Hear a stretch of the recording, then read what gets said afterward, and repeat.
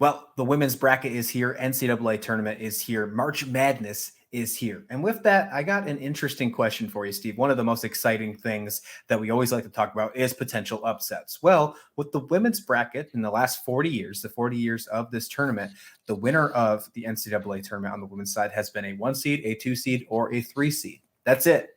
Seeds 4 through 16. Sorry, you have not won the entire thing. Well, I want to ask you a question. What kind of upsets do you think are going to happen in this tournament? I'm not saying a potential winner. Maybe we don't get to a 1, 2, or 3 seed or just to the final 4. But I want to know potential upsets that you might see. So I'm going to ask you, it's going to be a 2-part question, and we're going to get into this. First, what do you see as a dark horse, potential team immediately right off the bat that is not in the top 3 seeds that you can see making a pretty decent run in this year's tournament? Gonzaga. Gonzaga is a 9 seed, correct? Yes, 9 seed. Correct. So I have Gonzaga beating Stanford. I could make an argument, and actually I'm going to make an argument. I have Gonzaga beating Texas. So I do have them making a pretty decent run there.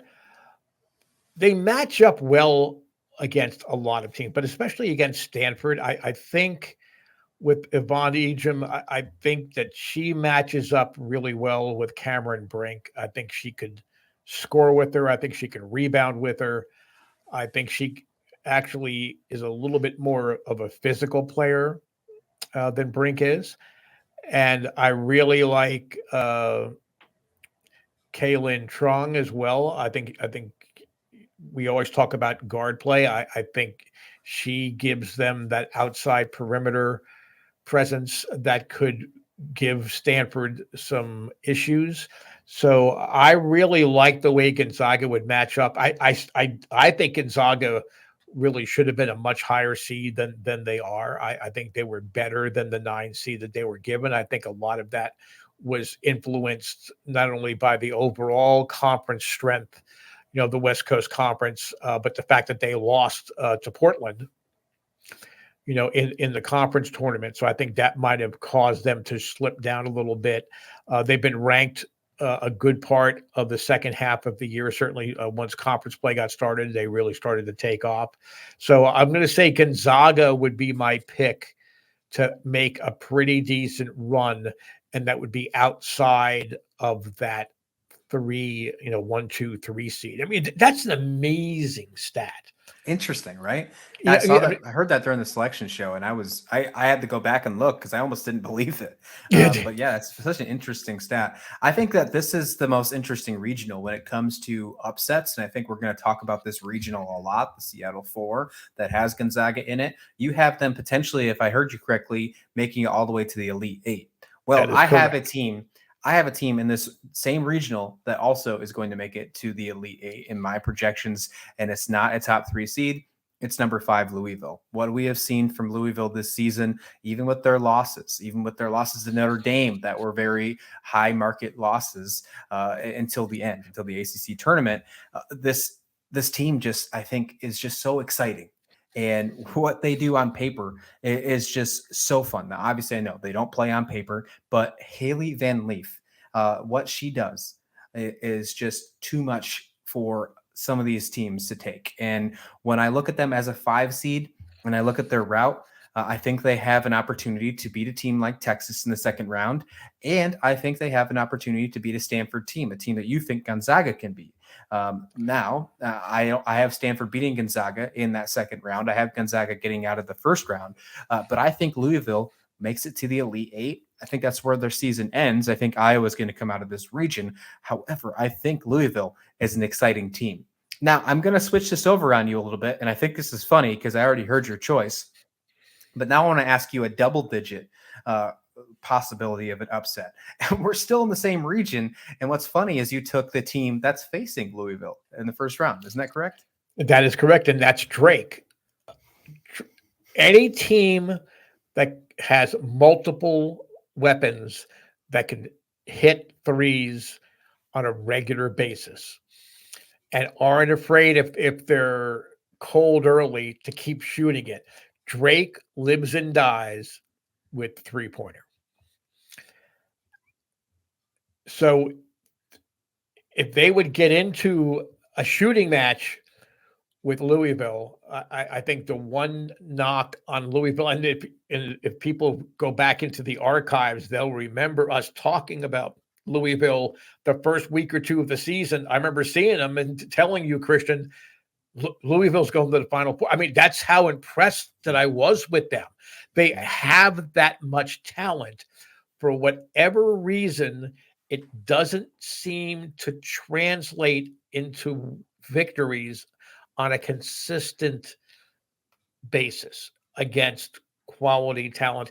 I think they would be vulnerable to a team like Drake, who can get out to a quick lead by draining those threes. I think I've seen them get rattled at times.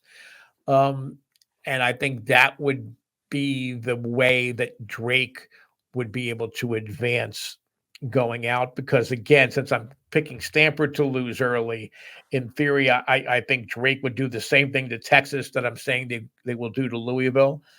So then they would be matching up against Gonzaga. Ooh. So could they have that magic run? Could they then, using the three as their weapon, and they play pretty solid defense, would they be able to then knock off Gonzaga to make a deep run into the region? Now, I haven't picked that because, again, Gonzaga, as I said earlier, was my team to go to the 8 here in this region. But Drake's another one of those teams that if they can take care of Louisville and then Stanford's out of the way, and let's say Texas gets upset, or even if they're playing Texas, I think Drake can shoot their way into an Elite 8 appearance coming out of this region. A 12 versus 9 possibility in the Sweet 16 sounds quite interesting to me, in arguably the deepest women's tournament that we are ever going to see in 2023. I'm going to go out of this region. Finally, we're going to make our way out. Let's even go to Greenville with this region. And I'm going to take, I think, one of the biggest underdogs, in my opinion, in this entire tournament, and that's 13th ranked Cleveland State. They do pretty well scoring, but their biggest thing is defense. They are one of the top 10 teams in opponent field goal percentage. They're actually 9th in the nation in that, and they're only a 13 seed. They have to play Villanova first round, but I think other than that tough Villanova round, they have an opportunity to make it pretty deep. If everything works out, they might have to face Washington State, who had a good run. They did win the Pac-12 tournament, but I think that Cleveland State could take them. They could, and then if so, they might have to face an Indiana squad. Regardless, I think there is a strong possibility we see a 13th ranked Cleveland State in the Sweet 16. That's my deepest, longest take for an underdog in the women's this year, and I think it's going to go to Cleveland State. What do you think about that one? I really enjoyed watching Cleveland State, throughout the year. I mean, again, a lot of their league games are televised locally here where I live in Pittsburgh. They're not only aggressive and efficient defensively, they have a swagger. They're not afraid to let you know that they just stole the ball and scored on transition. I mean, they're we'll call them joyful. I don't want to, because I really like this team. I don't want to make it seem like they're obnoxious about it or too cocky about it. I mean, they're playing in a mid-major conference, maybe a lower echelon mid-major conference. So yes, they're not playing an SEC schedule or a Big Ten schedule or whatever it is. So maybe they wouldn't be as effusive in most of those games. But again, Cleveland State is one of those teams that people, when they see them play, they're going to love the way they play. And I think the people in the building are going to be able to sort of give them extra juice and extra fuel against some of the tougher opponents that they're facing because they're just so much fun to watch. I would not be surprised if we have the most upsets this season than any other women's tournament, because this tournament is just so deep. And it might not be something as crazy as a Cleveland State to the Sweet 16 or Elite Eight, but even just some of those small 10/7 upsets or something like that, I would not be surprised to see that happen anyway, shape, or form. What do you think? Do you think that there are some upsets this season coming along in the women's tournament? Do you agree with our dark horse picks? Louisville, Drake, Gonzaga, and Cleveland State, or do you have someone else on your radar? Let us know in the comment description below, because March Madness is here. We are getting you covered every step of the way until we crown a new champion on both the men's and the women's side, and possibly some upsets along the way. Until then, thank you so much for watching SlasherU.